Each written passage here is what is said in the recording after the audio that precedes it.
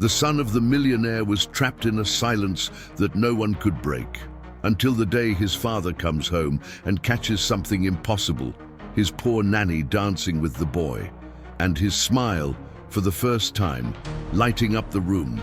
But what the millionaire does, seconds later, no one could imagine. The sound of the ocean was an affront. It beat against the floor-to-ceiling windows with the insistence of an unwanted memory, filling the silence of an apartment that felt more like a mausoleum of glass and marble. From the 20th floor, the Miami Beach coastline stretched out like a cruel postcard, a promise of life and warmth that never crossed the threshold of that cold room. Inside, Richard reigned over his empire of silence. To the world, he was the personification of success. A tech genius who, before 35 there, had turned a modest idea into a business valued in the hundreds of millions. His face graced the covers of business magazines, always with the same focused gaze and the posture of a man born to win. They spoke of his nose for investment, of how he knew the perfect time to convert part of his fortune into crypto, securing a net worth that grew in silence, just like the grief in his home. But no one saw the man who, upon closing the door, was swallowed by a void as vast as the ocean before him. Since Helen had gone, silence had become his most loyal companion, an echo of the guilt that ate at him from the inside. His failure to decipher the enigma that was his own son. Leo was 5, an angel with curly hair and eyes that seemed to hold entire galaxies but never met his father's. The autism diagnosis was just a technical name for the distance that separated them. The boy lived in refuge behind enormous headphones, a fortress against a world that assaulted him with its noise. And Richard, with all his capital and access to the best specialists, couldn't buy the one thing he truly desired, a bridge to his son's universe. The routine was immutable until she arrived. The new nanny crossed the threshold with the hesitation of someone stepping onto sacred, forbidden ground. Her name was Lena. She was a simple woman from one of the city's working-class neighborhoods, with hands calloused by work and a smile that seemed out of place in that sterile environment. She carried a patched canvas tote that clashed with the impeccable luxury of the foyer. Mrs. Gable, the housekeeper who had been with the family for decades and wore the memory of her former mistress like a banner, measured her from head to toe with veiled contempt. Richard analyzed her with the suspicion of someone assessing a high-risk asset. But then, something shifted.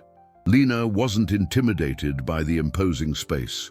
Her eyes found Leo, huddled in a corner of the room, rocking his body to a rhythm only he could hear. She didn't force an approach, didn't attempt the useless small talk so many others had tried. She simply sat on the floor, at a respectful distance, and pulled a small Bluetooth speaker from her worn bag. She pressed a button, and a soft melody, almost a whisper of piano, filled the air. Leo stopped rocking. He turned his head slowly.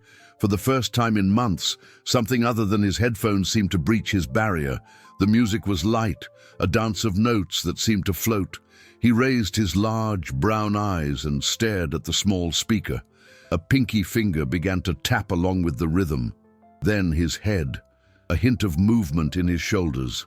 Richard, watching the scene from the hallway, felt his heart stop for an instant. The moment he stepped into the room, Leo was laughing, a silent laugh that shook his small body, while Lena, barefoot, danced around him, spinning slowly to the melody. The scene hit him with the force of a wave. The emotion paralyzed him, a knot forming in his throat. But pride, that armor that protected him from the world and from himself, spoke louder. "I didn't hire you to play," he said, his voice as sharp as broken glass. Lena's smile died. She lowered her eyes, her body stiffening with shame. "I'm sorry, sir." But before she could move away, Leo's small hand reached out. He grabbed the hem of her pants, his gaze fixed on hers, and pointed to the speaker. An unmistakable gesture that tore through the silence of the room and the heart of his father. It was a silent plea, an irrefusable command. "Stay." The word Leo hadn't spoken hung in the air, heavier and more binding than any decree Richard had ever signed in his boardroom. Stay. That simple gesture, the small hand clutching Lena's pants, dismantled the entire structure of control he had built around himself. He, a man who could move the stock market with a single phone call, who understood the ebb and flow of capital like few others, felt utterly powerless before the scene. He backed away, the reprimand dying on his lips, and with a curt nod, allowed Lena to remain. From that moment on, a new routine, subtle and quiet, began to take root in the apartment. Lena didn't break the rules. She bent them with the delicacy of someone sidestepping puddles. The sepulchral silence that Richard so prized, or thought he prized, was gradually filled with soft sounds, auditory textures that seemed to respect Leo's sensitivity. They were melodies created from everyday objects, the clinking of silverware arranged in a specific rhythm, the hum of a small fan creating a continuous, calming note, the sound of water in the bathtub that now fell like a tiny waterfall. Leo, who used to drift through the rooms like a ghost, began to follow these sounds. His shoulders, once hunched, seemed a little more relaxed. The fortress of headphones still existed, but now, for brief moments, he would slide one ear cup off, curious. Mrs. Gable, the housekeeper, watched everything with the eyes of a sentinel. Loyal to the memory of Helen, who had appreciated order and silence, she saw Lena as a usurper.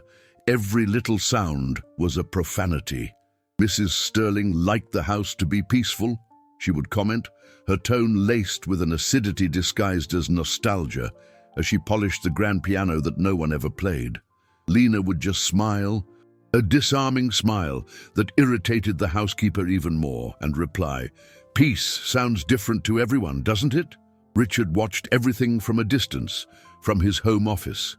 He observed through the security cameras, a habit he'd developed to monitor Leo, but which had now become a way to spy on this woman who both intrigued and frightened him. He felt an immense gratitude, a wave of relief that made him dizzy. But then, right behind it, came jealousy, a petty feeling he hated to admit. It was she who was succeeding with her improvised methods where all his wealth could not. Every bit of Leo's progress was a reminder of his own failure. One afternoon, returning from a tense meeting about a new high-risk tech investment, he was greeted not by silence, but by a light, rhythmic percussion. He followed the beat to the playroom. The scene he found made him stop in the doorway. Leo was sitting on the rug, focused, tapping two wooden spoons on an overturned plastic bucket. Beside him, Lena was using a pair of small saucepans, creating a soft counterpoint. There was no chaos. There was harmony. Leo's face was serene, a small smile playing on his lips. He was completely immersed, present, happy. Richard's heart clenched. He wanted to walk in, to sit on the floor with them, to thank Lena in a way words couldn't express, but the weight of his own world, the image he had to maintain, paralyzed him. Mrs. Gable appeared in the hallway under the pretext of fluffing a cushion, and her glance was all it took for him to retreat. He cleared his throat, drawing their attention.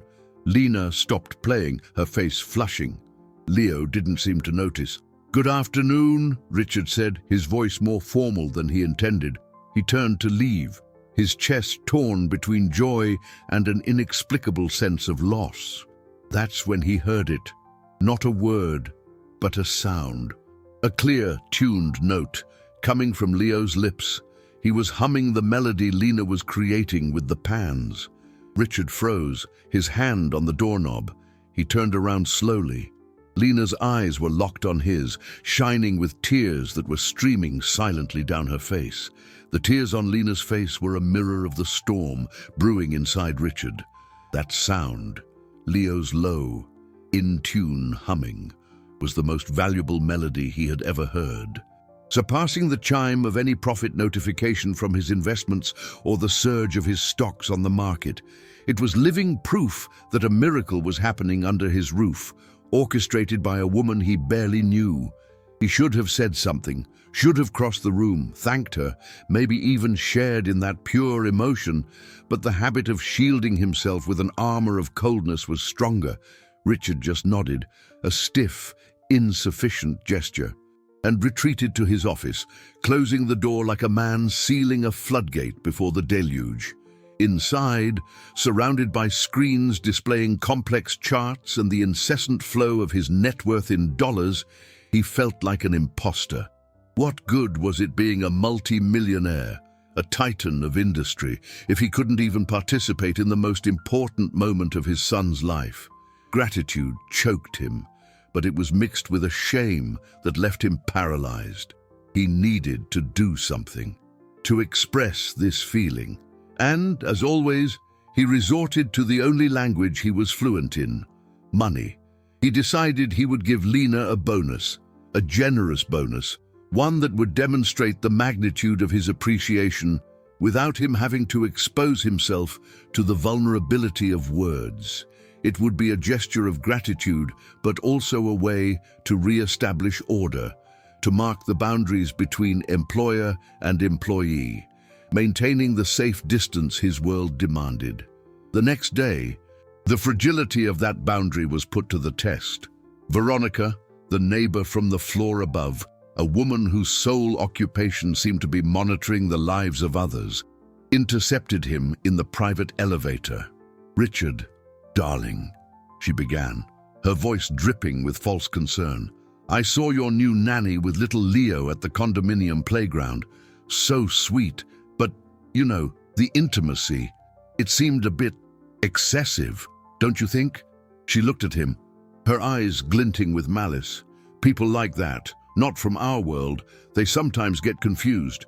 They see the wealth, the fortune, and they can get ambitious ideas." The venomous insinuation hit Richard like a punch. His first reaction was an icy fury. He wanted to defend Lena, to humiliate Veronica with a cutting retort, but her words, as vile as they were, echoed in a dark corner of his mind. The world he lived in was cruel, a place where everyone assessed each other's assets and liabilities, where kindness was often seen as a weakness to be exploited.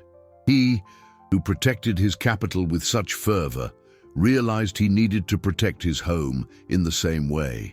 Veronica's comment filled him not just with anger, but with a corrosive fear. Fear of what others might think. Fear of his own confused feelings. That evening, he called Lena into his office.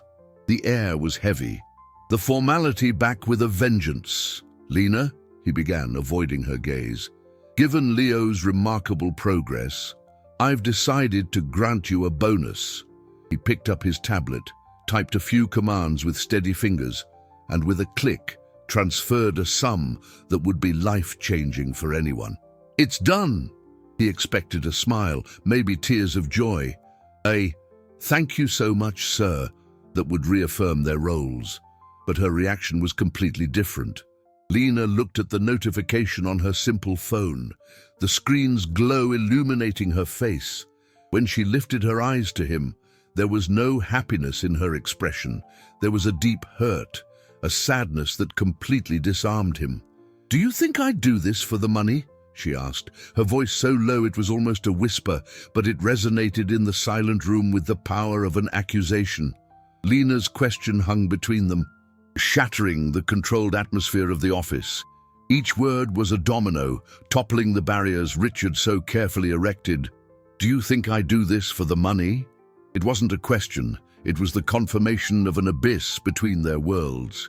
He, who measured the value of everything in figures, who had built an empire on profit and returns, suddenly felt small, emotionally illiterate. He opened his mouth to respond, to defend himself, but found no words. What could he say? That this was the only way he knew how to show value. That financial generosity was his only language for gratitude.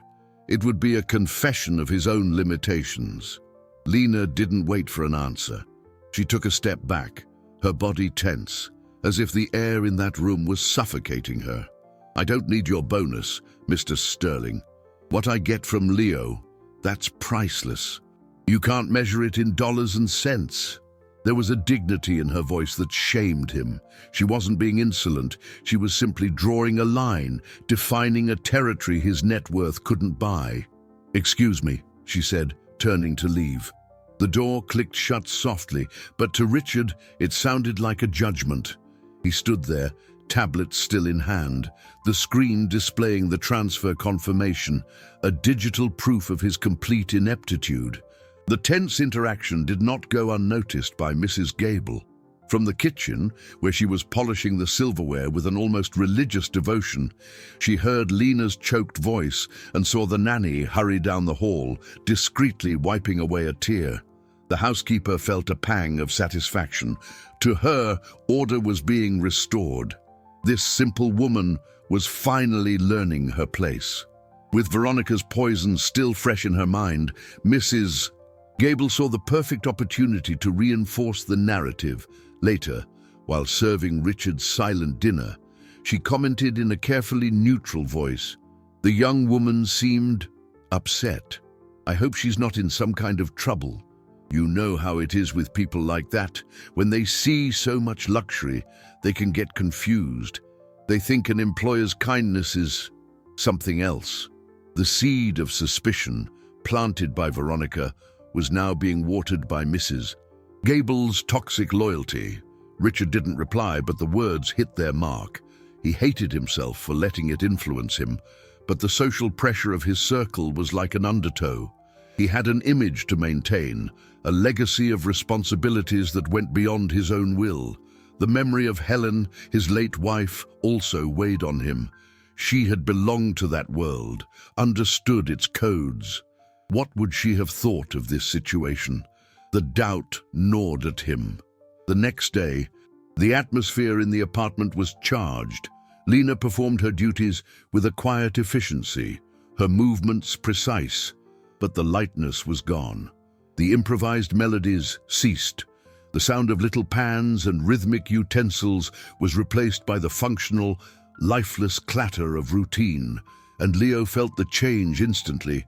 The boy, who had begun to blossom, to open himself to the world through music, closed up again. The headphones went back on, the barrier re-erected, higher and more impenetrable than before. He refused to leave his room, spending hours sitting on the floor, rocking back and forth to a silent, desperate beat. Richard watched his son's regression with a rising panic. It was like watching a rare flower, which had just begun to open its petals, wilt and die before his eyes. The house plunged back into the oppressive silence he knew so well, but it was worse now because he had tasted the sound of hope. Desperate, he tried to intervene. He bought the most expensive toys, the most sophisticated musical instruments, but Leo ignored them. The problem wasn't the absence of music. It was the absence of the music's soul, the soul that Lena brought. One night, exhausted, Richard went into Leo's room. The boy was asleep, but his rest was fitful. On the nightstand, next to an untouched glass of water, was a small handmade paper card. Richard picked it up, curiosity winning over fatigue. There was a little button drawn on it. He pressed it. A soft melody, the same one Lena had played on her speaker the first day, began to play, faint and a little tinny. And then he heard her voice, recorded on a simple device, a whisper full of tenderness. "When the world gets too loud, close your eyes and dance slowly." Lena's voice, emerging from that piece of paper, was the wave that finally shattered Richard's defenses. "When the world gets too loud, close your eyes and dance slowly." The phrase disarmed him completely. He, who lived in a world of constant noise, the din of stock market notifications, of business calls, of the demands of his status, had always tried to fight noise with silence. A cold, sterile silence that isolated and punished. He had never thought to dance. The simplicity of that advice, the wisdom contained in that metaphor, revealed the brutality of his own approach. His rigidity wasn't protection, it was a prison. And he wasn't just imprisoning himself, he was locking Leo in with him. In that moment, in his son's dark room, Richard realized his greatest failure wasn't an inability to connect with Leo, but his refusal to listen to life itself. He was surrounded by metrics of success: his rising net worth, the dividends from his stocks, the fluctuating value of gold and crypto. They were all just noise, distractions that kept him from hearing what truly mattered. He sat on the edge of Leo's bed, the musical card still in his hands, and for the first time in years, he allowed himself to just listen. He heard his son's soft breathing, the distant hum of the air conditioning, the howl of the wind against the balcony glass. They were small sounds, sounds he had always tried to muffle with the aseptic perfection of his apartment. He discovered that life was made of these little notes, and that maybe love was too. From that instant, a silent transformation began to work within him. The next morning, he didn't go straight to his office. He stopped in the kitchen and, instead of picking up the cup of coffee Mrs. Gable always left for him, he brewed a fresh pot himself. He paid attention to the sound of the hot water filtering through the grounds, to the aroma that filled the room. From the window, he watched the children laughing on the beach below, and instead of being irritated by the noise, he tried to distinguish the voices, the peals of laughter. Each sound was a piece of a puzzle he was finally beginning to assemble. He realized Lena hadn't just brought music to Leo, she had brought the world, translated into a frequency the boy could handle. And he, with his arrogance and fear, had silenced it all again. Guilt hit him hard, but this time, it wasn't a paralyzing guilt, it was a guilt that demanded action. He had to fix what he had broken. Not with money, not with a formal, distant apology. It had to be a real, human gesture. He needed to find her.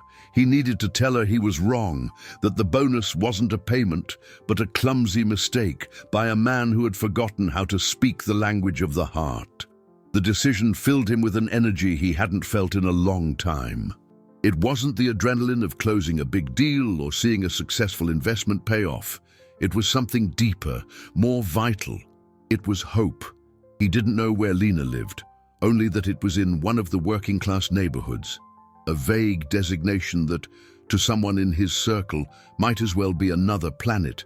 But he had her file from Human Resources.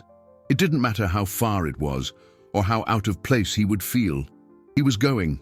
That afternoon, Richard did something he hadn't done in years.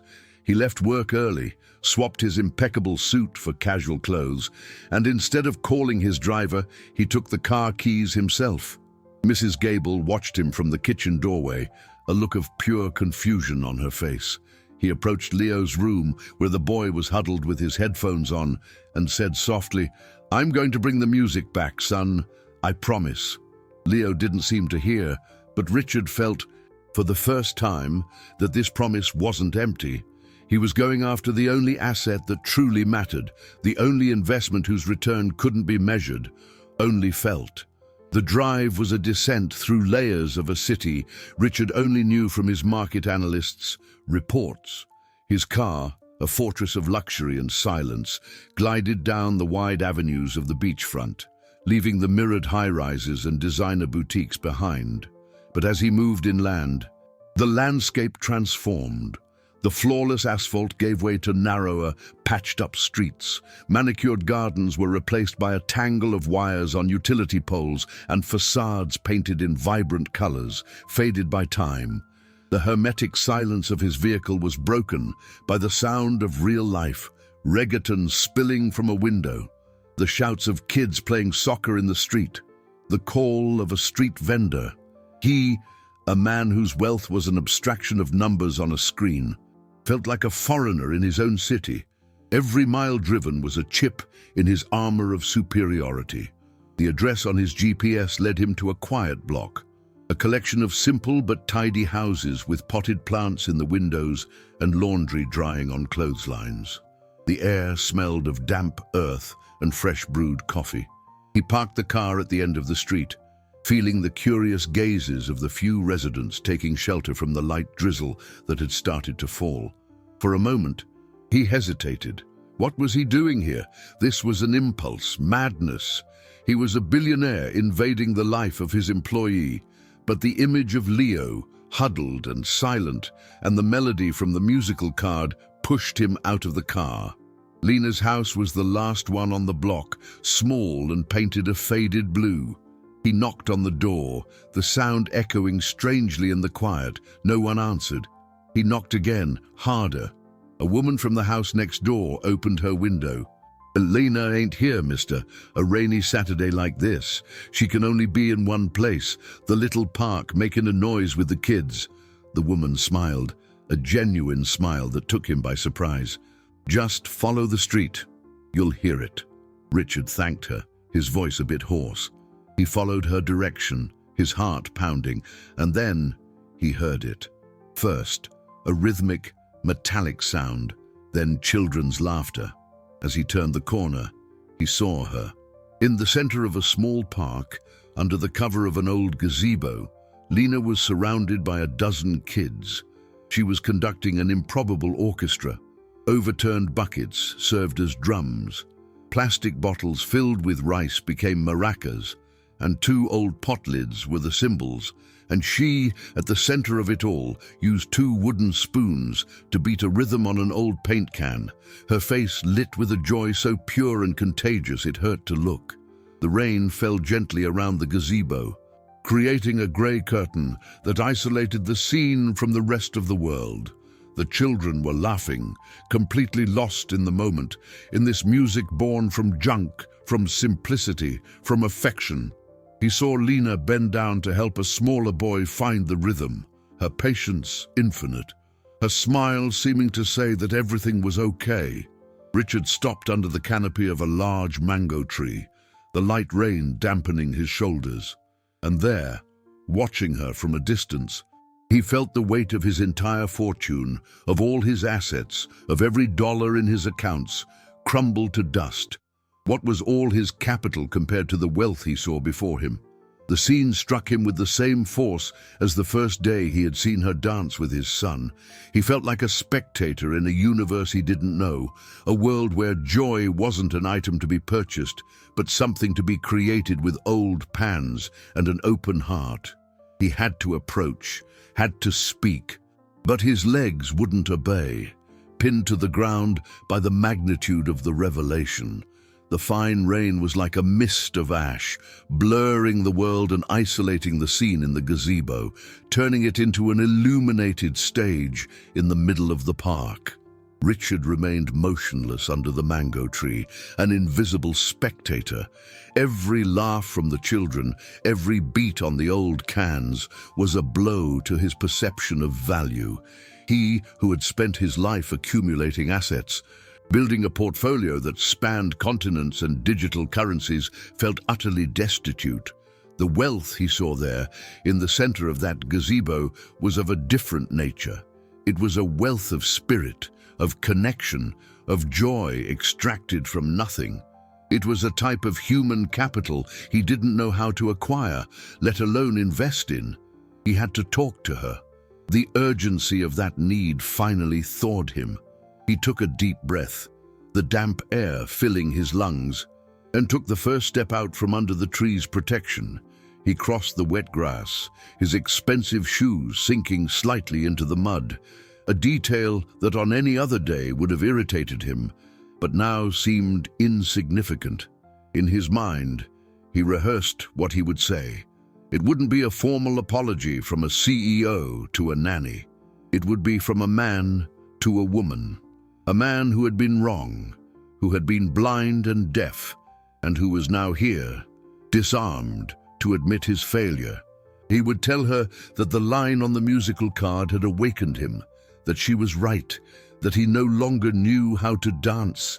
He was just a few feet from the gazebo, almost stepping out of the shadows, when a male figure approached from the side, walking with the familiarity of someone who belonged there. He was a young man in a simple t-shirt with an easy smile. He was carrying a thermos and a small, wrapped parcel.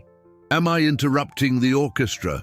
he called out, and the children shouted his name in unison, "Jonas!" Lena turned, and the smile she gave him was different. It held an intimacy, a sweetness that Richard had never seen on her face. "You never interrupt, Jonas. Did you bring coffee? And sandwiches? Figured the musicians needed some fuel." Jonas handed out the food to the children with the ease of an older brother. Then he moved closer to Lena and touched her arm lightly. "You're soaked," he said, genuine concern in his voice. "You're going to get sick." She shrugged, laughing. "It's just rain, Jonas. We're made of water, not sugar." They laughed together, a shared, easy laugh that echoed in Richard's chest like a fire alarm.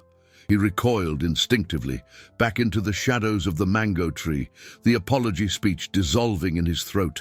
He felt like an intruder, a voyeur.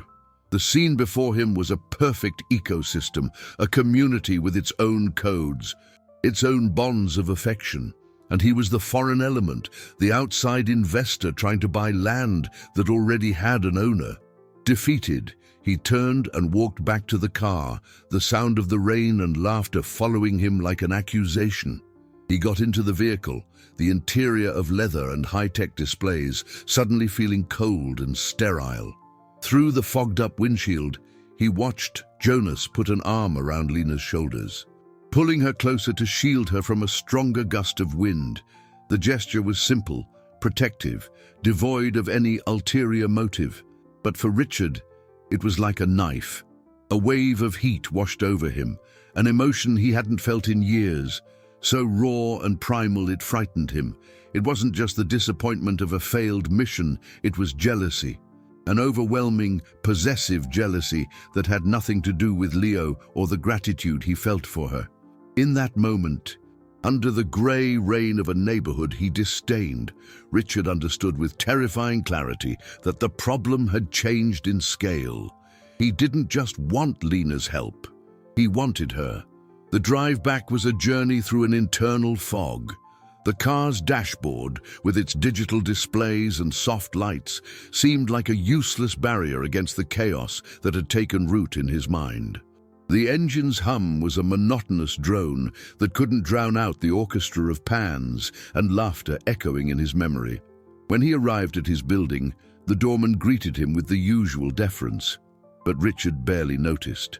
He crossed the polished marble lobby, feeling like a ghost in his own castle. The apartment door opened to the familiar silence, but now he felt it differently. It was no longer a void. It was an absence. The absence of Lena. Mrs. Gable appeared from the kitchen, her face a mask of restrained curiosity. "You were gone a while, sir. A problem with business?" The question was innocent, but it hit Richard squarely. Yes, a business problem. He had just discovered an unexpected competitor vying for a priceless asset, and he didn't even know the rules of the game. He ignored her and went straight to Leo's room. The scene was the same one he had left behind. The boy curled in the armchair, headphones covering his ears, his body rocking to a silent beat. The promise he had made hours earlier, "I'm going to bring the music back," now sounded like a cruel joke. The sight of his son, so close and yet so unreachable, combined with the image of Lena smiling at another man, ignited a flame of fury within him. It was a cold, calculating anger. The anger of a man used to controlling everything, who suddenly found himself powerless on two crucial fronts of his life. He retreated to his office, the sanctuary of his logic. The screens displayed the stability of his investments, the growth of his capital, the health of his cash flow. But for the first time, those numbers brought him no security. His mind, accustomed to calculating the value of assets and mitigating liabilities, couldn't find a formula to process the image of Jonas with his arm around Lena's shoulders. Who was he? A boyfriend? A friend? A charity case? The uncertainty gnawed at him. He couldn't compete with this man in his world, in that rainy gazebo. Jonas offered simplicity, belonging, hot coffee, and sandwiches. Richard could only offer money, and he had already proven that was the wrong currency. But he could change the battlefield. He could bring Lena back to his world, the world he controlled. The idea took shape in his mind. precise and sharp like the acquisition strategy for a rival company. He wouldn't beg. He wouldn't offer a humiliating apology. He would make a business proposition, an offer she couldn't refuse. He picked up the phone and accessed Lena's file. He reviewed her qualifications, her prior experience. It was all modest, simple, but he could rewrite that story. He could give her a title, a position that would place her above Veronica's gossip and Mrs. Gable's contempt. He would protect her, but in his own way. He would turn her into an employee so valuable, so well compensated that the idea of spending Saturdays in the rain with some Jonas character would become absurd. He wasn't asking her to dance. He was offering her a golden cage. With the plan laid out, he felt a wave of power restore his confidence. This was it. He would use the weapons he knew: fortune, influence, the ability to restructure reality around him to fit his desires. He picked up his cell phone and dialed her number. Each ring of the call was a calculated move on his chessboard. His heart hammered, a mix of anxiety and determination. Finally, the call was answered. Her voice, soft and a little surprised, came through the line. "Hello? Lena, it's Richard." The formality in his own voice sounded strange, as if it belonged to someone else. On the other end of the line, a brief silence, filled with the distant sound of rain and children's voices. "Mr. Sterling, is something wrong with Leo?" There was a genuine urgency in her question, a concern that, for an instant, threatened to derail his plan. "No, Leo is the same," he said, the bitter honesty of those words escaping his defenses. "I'm calling for another reason, a professional one." He shifted in his leather chair, assuming his CEO posture. "I've been re-evaluating the staffing structure here, specifically regarding Leo's care. Your contributions have been remarkable, as I've mentioned. Your methods, while unorthodox, have produced results that no specialist has been able to achieve." He paused, letting the corporate praise set the stage. "Therefore, I'd like to offer you a new position, no longer as a nanny, but as Leo's therapeutic coordinator. It would be an official title, with a formal contract, a development plan, and of course, a significantly higher salary, commensurate with the responsibility." The silence on the other end was so profound that Richard checked if the call had dropped. "Lena, are you there?" "I'm here." Her voice sounded small, distant. "Therapeutic, coordinator." She repeated the words as if they were from a foreign language. "Exactly," he continued, feeling he was regaining control. "This would give you the authority to implement your activities without interference." The image of Mrs. Gable and Veronica flashed in his mind. "It would protect you from misunderstandings. It would be a long-term investment in my son's well-being and an excellent opportunity for your career." He was proud of the proposal. It was logical, mutually beneficial, and it created a professional barrier that would protect him from his own confusing feelings. It was the perfect solution, a masterstroke on his private chessboard. But Lena didn't see the board. She only felt the piece moving, cornering her. His words, so carefully chosen, sounded to her like the clinking of coins. "Protect me?" she asked, her voice now trembling with disbelief. "From what? Mr. Sterling? From who?" He was offering her a promotion, but what she heard was another attempt to put a price on her affection. First a bonus, now a position with a fancy name. He wasn't trying to get closer. He was pulling away, hiding behind contracts and titles. He didn't see her. He saw a nanny, an asset, a human resource to be managed and protected. She felt invisible, a useful tool whose value was measured in results and compensation. The gesture he saw as protection, she felt as humiliation. "I don't need a title, sir," she said, her voice firm, though her heart was breaking. "I'm not a therapist. I'm just Lena. And what I do with Leo isn't a method. It's affection." The simple, powerful words seemed to hang in the air.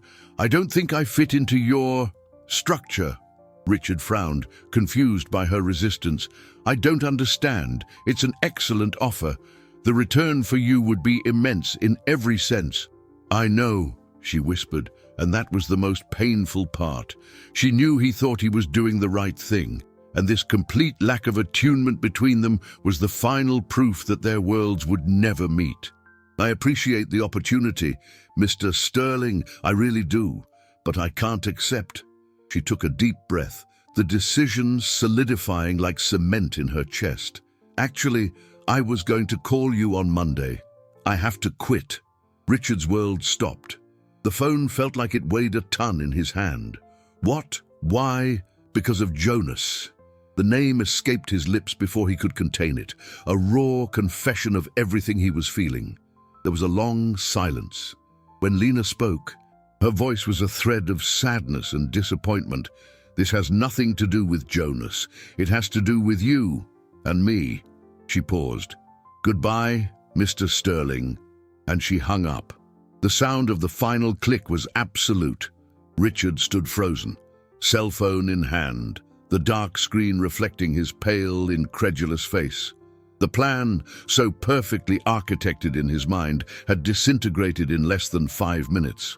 He, the man who anticipated market trends and whose investment decisions were followed like oracles, had failed to predict the simplest, most human move of all: refusal. The word "quit" echoed in the silence of his office, mocking the glowing screens that displayed the solidity of his financial empire.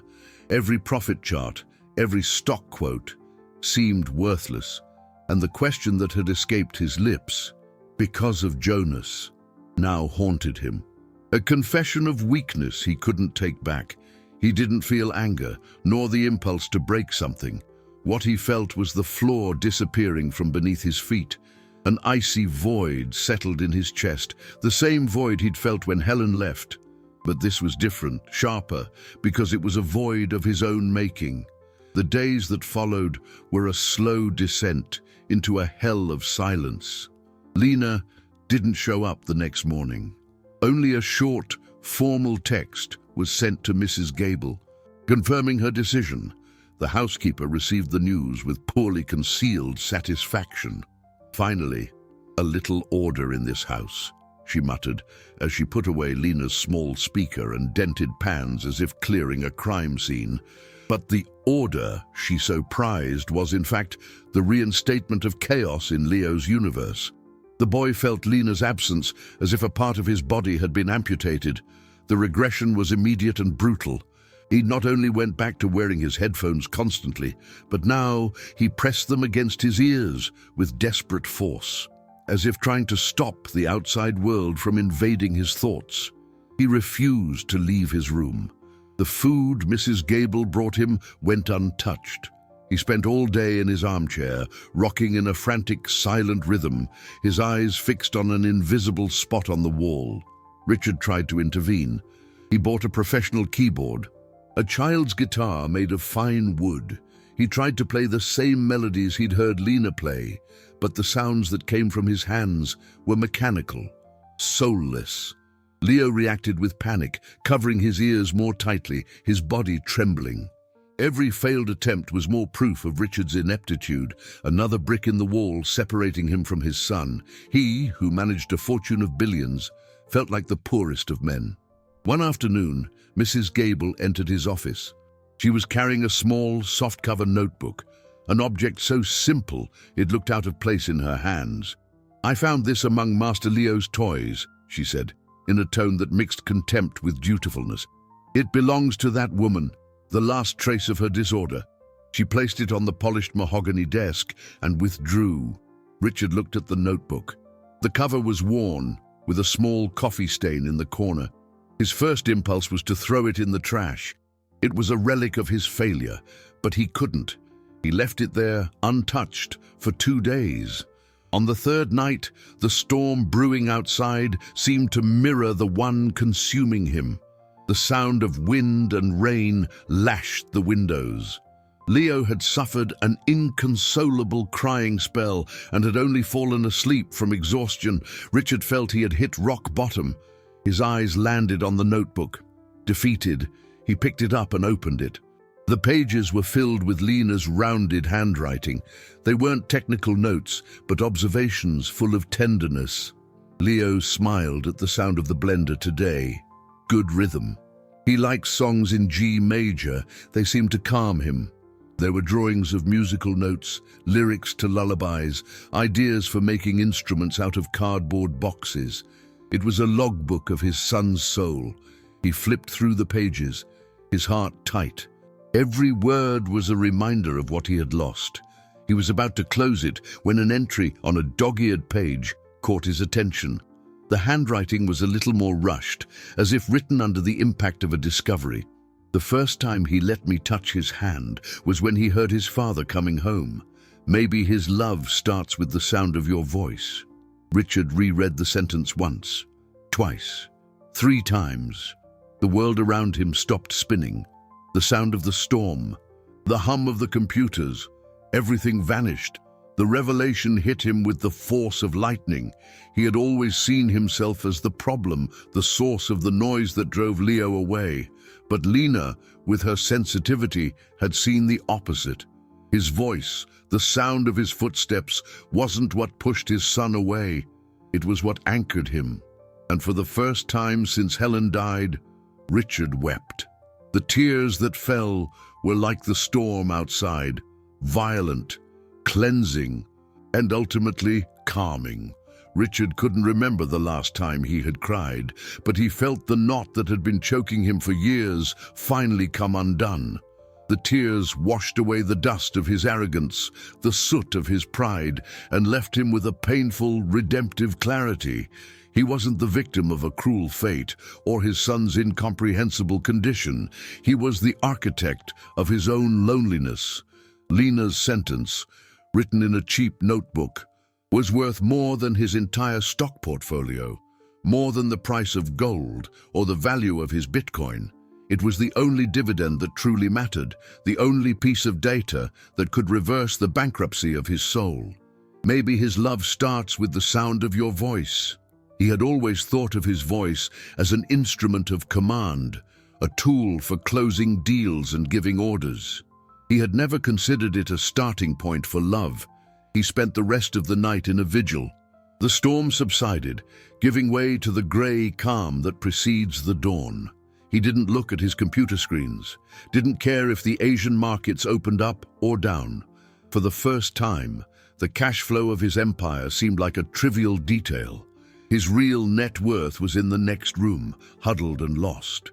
And the only investment that could save him now was one he had never known how to make, the investment of himself. At dawn, the sun broke through the clouds, washing the sky and the city clean. The light that entered his office window was no longer an affront, but an invitation. He stood up, his body aching from the sleepless night, but his mind clearer than ever. He took a shower, put on the simplest clothes he could find, and went to Leo's room. The boy was awake, sitting on the floor, spinning the wheel of a toy car, his gaze lost in the circular motion. Richard said nothing.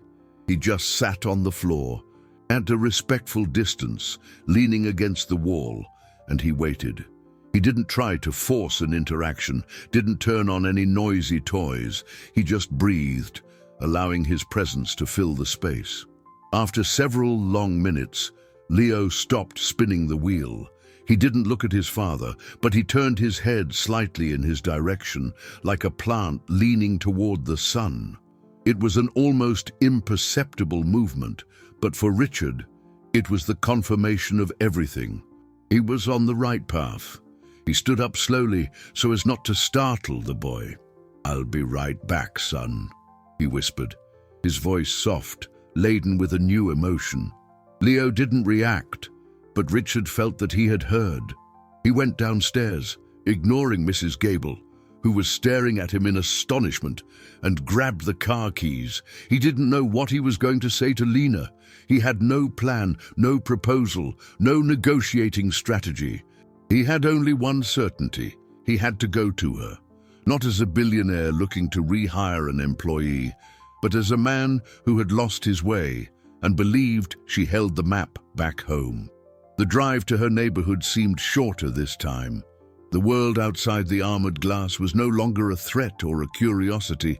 It was just the world, a place where people lived, laughed, and made music with old pans. When he arrived at the small park, the scene was one of renewal. The air was clean and smelled of wet earth. The morning sun glinted off the puddles, and then he heard her, the same improvised beat, the same children's laughter. He got out of the car and walked toward the gazebo, his heart in his throat. There she was, surrounded by her little orchestra, her face lit by the sun and by joy. She was laughing at something a little boy had said, her head thrown back, her expression free of any weight. He stopped at the edge of the park, not daring to take another step. She was the center of that vibrant, happy universe, and he was the king of a kingdom of silence and shadows. He stood there, on the border between his world and hers, an exiled king observing a realm to which he did not belong. Every beat on the cans, every laugh was a reminder of his emotional bankruptcy. Getting back in the car, returning to his silent apartment, would be the easiest thing to do. It would be admitting defeat, accepting that some assets are impossible to acquire, that some territories are impenetrable to his kind of power. But the image of Leo, rocking to his silent rhythm, was an anchor holding him to that park. Lena's note was the compass pointing the way. He could not fail his son again. The true legacy he wanted to leave Leo wasn't a business empire or a diversified stock portfolio, but the memory of a father who, at least once, had the courage to be human. So he moved. Each step on the damp grass was a renunciation. He renounced his pride, his armor of control, the security of his fortune. The children noticed his approach. The music faltered, the laughter giving way to curious whispers.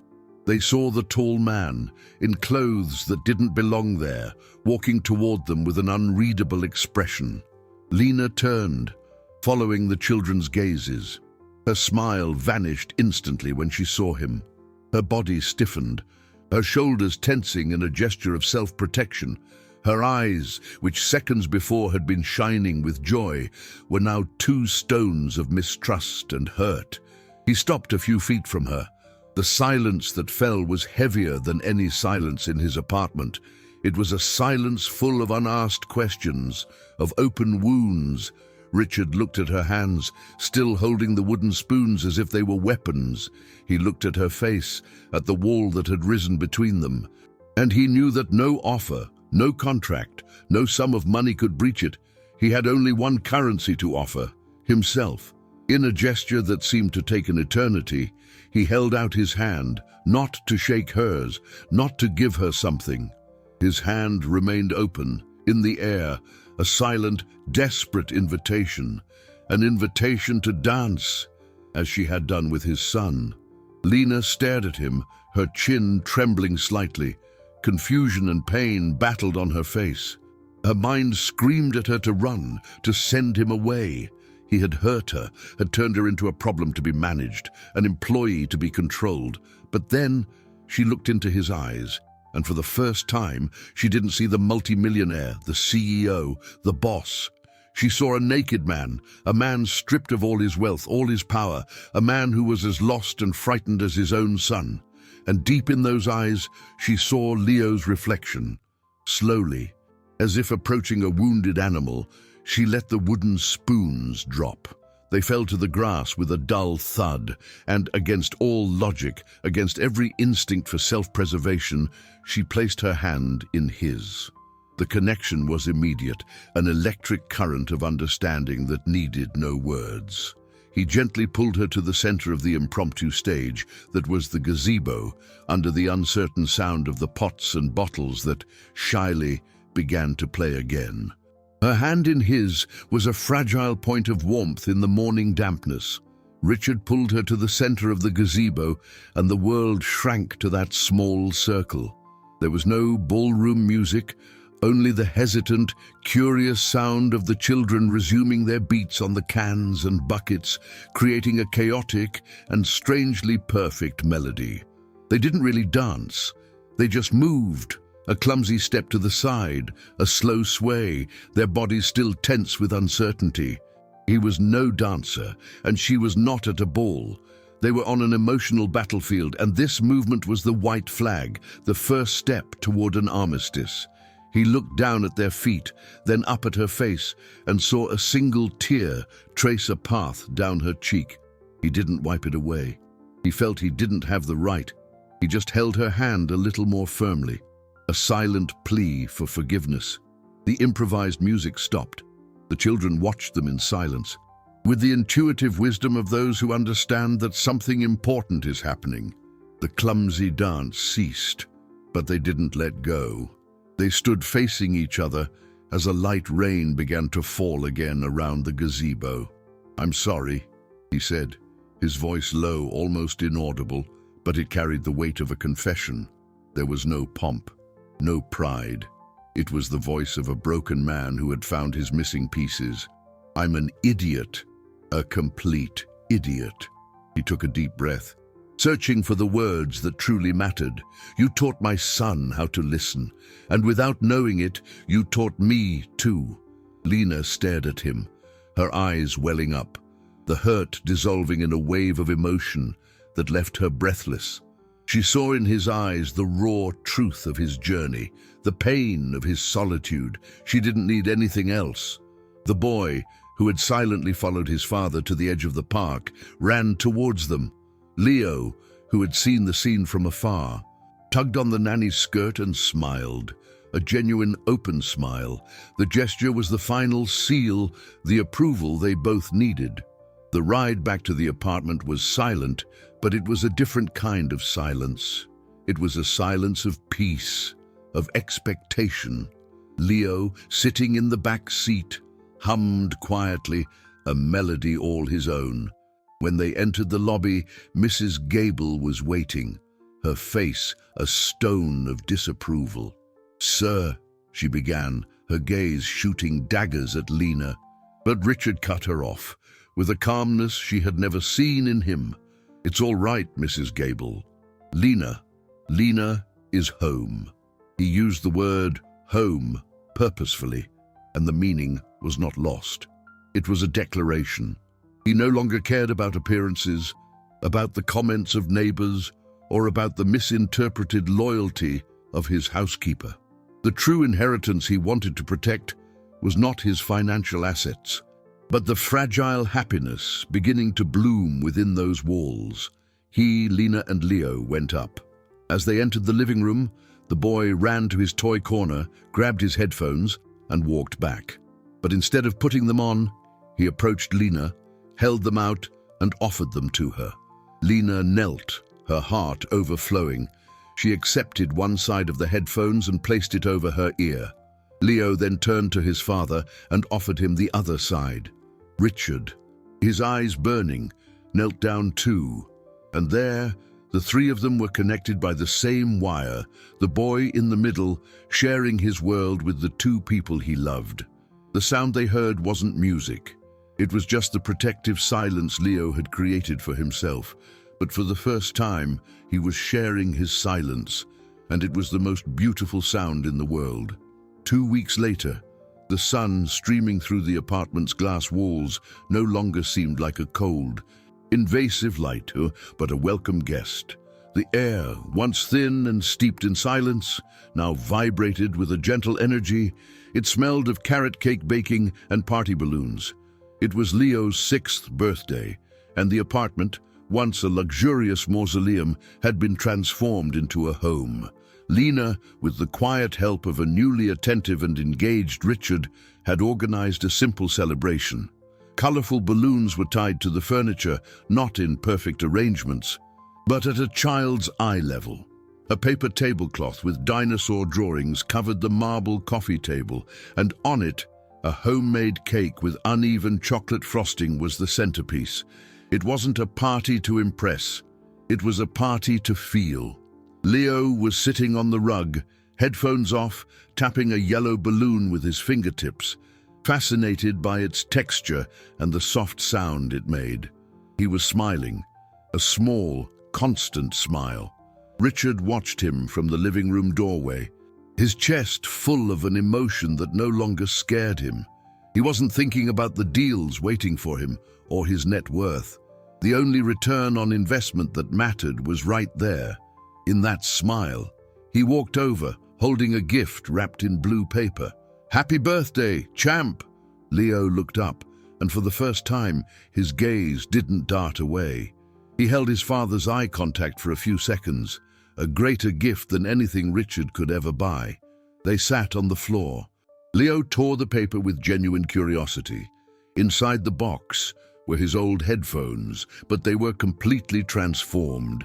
The lifeless grey plastic had been replaced by a vibrant, hand-painted mosaic of colors. They looked like something out of a dream. "They're different now," Richard said, his voice a little shaky. "Because we are too." There was a small play button on the side that wasn't there before. "I recorded something for you. For us." He pressed the button. A simple, delicate piano melody began to play, a lullaby Richard's mother used to sing to him.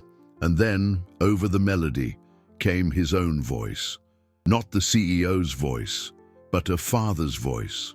Soft, a little off-key, but loaded with all the love he had kept guarded for so long. He sang the lullaby's lyrics, the voice that, according to Lena, was the beginning of Leo's love. The boy's eyes widened. Lena, who had come closer, brought a hand to her mouth, tears streaming freely. Richard reached a hand out to her. "Dance with me?" he asked. She accepted. He held his other hand out to Leo. The boy took it, and there, in the middle of the living room, to the sound of Richard's voice coming from the colorful headphones, the three of them began to dance, a slow, clumsy dance, a circle of affection finally closing. The apartment, once cold and empty, was filled with sound, color, and life. Later that afternoon, the three of them were on the balcony. The cake had been eaten. The presents opened. The ocean below reflected the city lights that were beginning to twinkle on. Leo was holding his new headphones. He looked at his father, then at Lena. With a deliberate gesture, he placed one ear cup on Richard's ear and the other on Lena's, linking them through the music.